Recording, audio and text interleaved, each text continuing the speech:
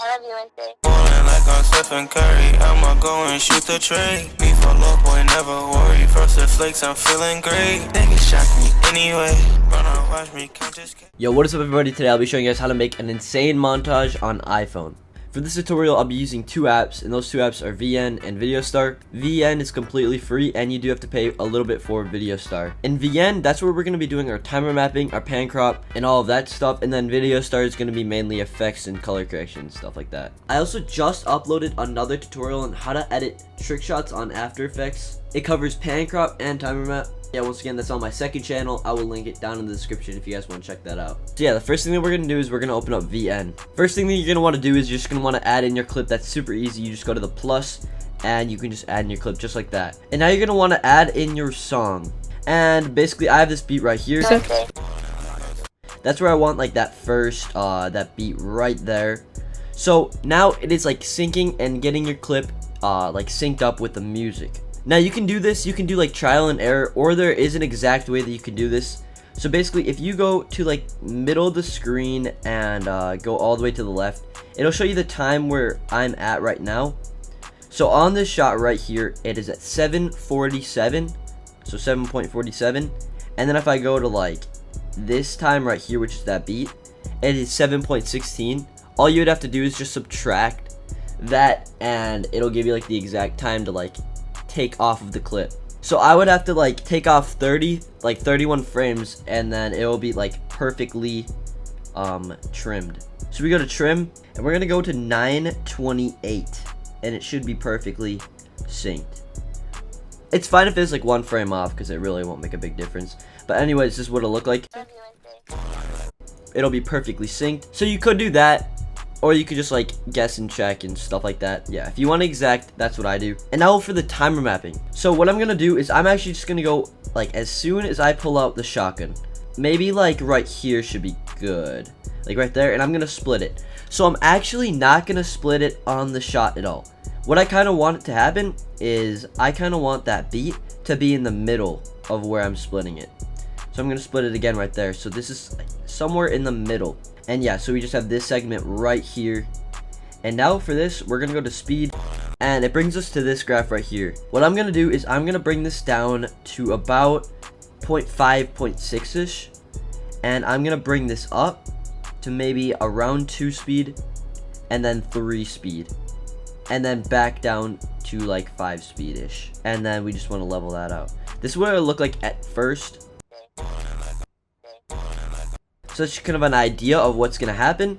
And now we can mess around with it a little bit more. I want to make it a little bit faster, and I want that speed to last a little bit longer. I think this will look a little bit better.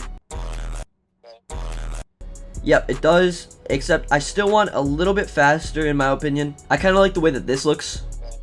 Now what we can do to this next clip is we can go to speed, and then we can go to regular and just put it at like 0.5 speed. And this is what you got. Alright, now you can add in your cinematic and just split it down. And what I do for cinematics is I go to that second keyframe where I want it to end, because we already have it synced on where we want it to start. So we're going to go to that second keyframe where it ends. And what we're going to do is we're going to tap on that, and it'll bring us right to that spot, and we're going to split it. Now what we want to do is we want to look at this value right down here. It says 0.88. We're going to remember that value, and we're going to redo that split.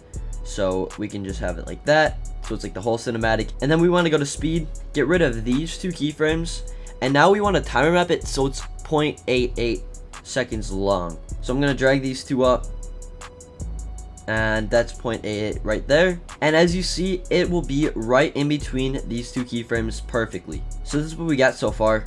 I love you, Wednesday. Alright, next thing that I want to go over is pan crop. And how you pan crop on CapCut is basically what you want to do is you want to find a beat where you want the zoom. I'm going to have the zoom right here. And then you're going to tap on your clip. And I'm going to go a little ways before it. I'm going to keyframe. I'm going to do a keyframe on the beat. And then I'm going to go a little bit after, and I'm going to do another keyframe like that. So this should be 3 keyframes total. Now we're going to go to that middle keyframe, and we're simply just going to zoom it in. Something like that should be just fine. Then we're going to go before that keyframe and go to curve. And I'm going to do one like this. And then after it, we're gonna do one like this. It's called circ out. So on the first one I have court in, and on the second one I have circ out. This is what it looks like. And then another form of pan crop that you can do is go to your next beat, go like a frame before it, and then tap on your clip, add a keyframe, then go like a little ways in, add another keyframe. Alright, what we're gonna do is we're gonna go to that second keyframe right there, and we are just going to zoom it in like that. Something like that should be just fine. You don't need a super big zoom for this one. And then we're gonna go to our next beat right here, add another keyframe, and add another keyframe a little ways after it. And on this last keyframe, we're just going to want to set it back to the normal size. On the first graph, we are going to do something like either circ out or like court out. So yeah, either circ out or court out. In this situation, I'm gonna use court out, and then we're gonna go to that second spot right here. Go to curve again, and I'm either gonna do court out again or cubic out. Either one should be fine. But anyways, I'm just gonna go with court out. This is what the final project looks like for the pan crop. So yeah, it just adds like a little touch to it. This is what the whole clip with both of them looks like.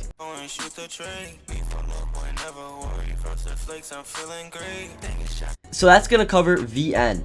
You got your timer mapping, your syncing, your cinematics, and your pan crop. Alright, now let's export this thing out. And the settings I'm gonna do for this is 1080p, 24 FPS, and yeah, that should be fine. And you can throw on your edit right here. You can watch it real quick. Alright, and the next thing that I'm going to add that puts a really nice touch on your montage is go to new and transform, and go to VS motion blur. And this is what I'm gonna do for my settings. You don't have to do them exact. You can mess around with it and get it how you want it.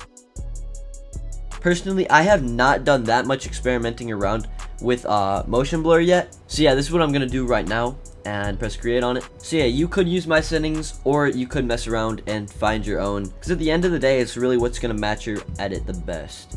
Now is the color correction. So we're gonna go to new, transform, and we're gonna go to custom coloring. And the first thing that I'm gonna do is go to color magic and press enable on it. And you got all of these options right here, and you have all these options that you can go with over here, and you kind of just want to mess around with it and select the one that you like. I'm gonna go with this one right here. You can also change around with the intensity to it.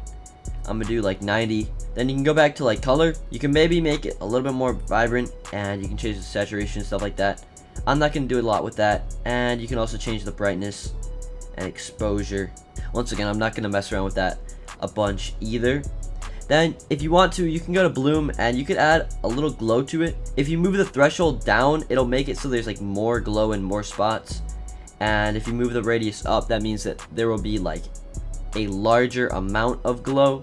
Like if I show you, if I move the radius up, you can see how it kind of just like does that. I'm gonna do radius around 70, 60-ish. But yeah, you don't want too much of it if you are gonna do it. I'm probably just gonna do like around 10 strength if I'm gonna add any. And then you can also add a tint to it, but I'm not going to. And then if you want to, you can add a little bit of grain. I always think it looks a little nice, so yeah, you can do that. And you could even add a little tint to it. I'll add like a little red tint to it. I'd say like 4 is good, and you can just press create on that, and that should be good for the color correction. Next thing that I want to cover to make your montage even better is shakes. So you're gonna go a frame before the kill, and you're gonna split it. Go like that. Done. And then you want to go a little bit, I'd say just like a frame before the cinematic, and you're gonna split it again like that. And you're gonna go to that right there, go to new multi-layer, and go to that one, and click that last one right there, and then go to edit keyframes. Go to this first keyframe at the very start right here, and you're gonna size it up a little bit. Go to like 130. That should probably be a good size for it. Then move it up, and if you toggle like this grid right here, it just makes it a little bit better. And I'm just gonna do something like this. I think that should be just fine. And then we're gonna go one keyframe in, so just tap that once, and then go down to size and just move it down. I'm probably gonna do like 115, and then go to like 0.25. That should be a good length for a shake. And then go to options, center layer, and this is where you're gonna put your size back to 100. So this is what it's gonna look like right now. It's gonna look really awkward, but that's not what the shake is gonna be. you're gonna go to size and you're gonna fade it out so it's a little bit nicer. And now for the path, this is what makes the shake, is you're gonna do that one. This is what it looks like now. And yeah, that's your shake. Now you're gonna go to color and add the tracking blur. What this does, it just does like that. If I didn't have it, that's what it looks like, and now with it, that's what it looks like. And now just to make it a little bit better, and so we don't have like the black screen behind it, we're gonna go to mirror and then that last one. If you do like any of these, it might look a little bit awkward, so I'm just gonna do this one. So that's one type of shake you can do. I'm gonna show you how to do one more. So you're gonna go to your next clip and you're gonna go to edit, quick split scene, and split it one frame before the kill, and you can just do it right before the end like that right here. And quick split scene, split, go here, new, multi-layer, boom, boom, edit keyframes. And you're really just gonna do the same thing for this as you did before. Shouldn't be anything different. Instead, what we're gonna do on this one is we're gonna add a little bit of tilt to it. So you're gonna go to option center layer, same graphs and everything.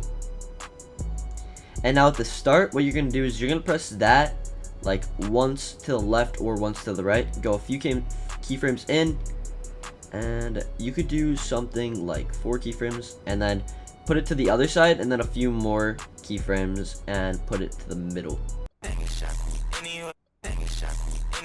And if you like watch the edges, you'll see like a little bit of tilt, and it'll go to each side like that, and it makes it look a little bit better. Go to back and add that tracking blur and the mirror and create. This is what you got for the first shake. I love you. And for the second shake, So I'm feeling great. I think the second shake looks a little bit better with the tilt on it. Alright, now let's add an effect or two.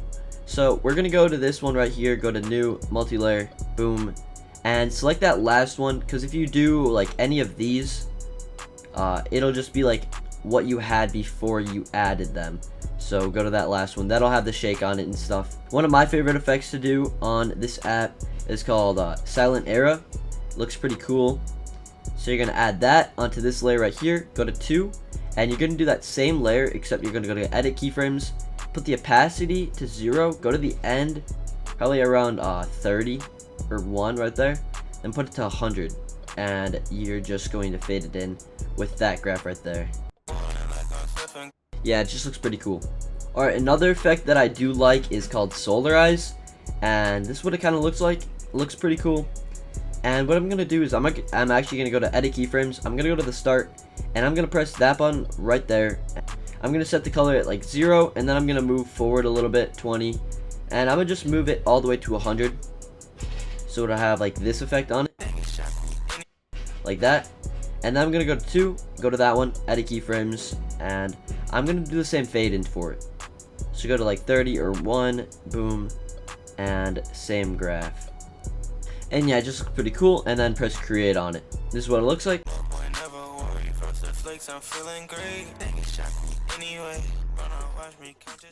Alright, that's pretty much going to wrap it up for this video. Once again, if you guys enjoyed it all or learned anything from the video, consider leaving a like and subscribing. It's free to do and helps me out a lot. And yeah, with that being said, I'm out. Peace.